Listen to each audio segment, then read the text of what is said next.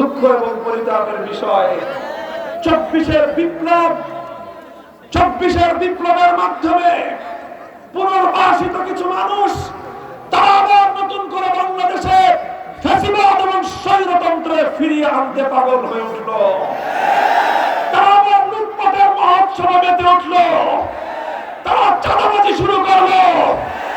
বাংলার মানুষ আবার তারা নাভিশ্বাস উঠে গেল তাদের। চাঁদার পয়সা গুনতে গুনতে আমার দেশের দরিদ্র গরিব পথের ফুটপাতের ব্যবসায়ীরা পর্যন্ত আজ ক্লান্ত।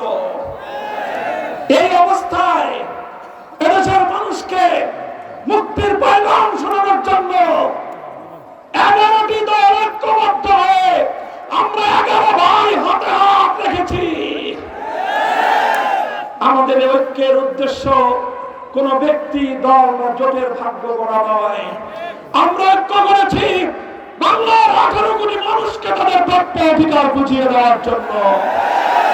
তাই আজ গোটা বাংলাদেশে অভূতপূর্ব জাগরণ, টেকনাফ থেকে তেঁতুলিয়ায় যেই জাগরণ সৃষ্টি হয়েছে, ইনশাআল্লাহ আগামী 12ই ফেব্রুয়ারি ব্যালট বিপ্লবের মাধ্যমে বাংলাদেশের রাজনীতি থেকে সন্ত্রাস এবং দুর্নীতি বিদায় গ্রহণ করবে।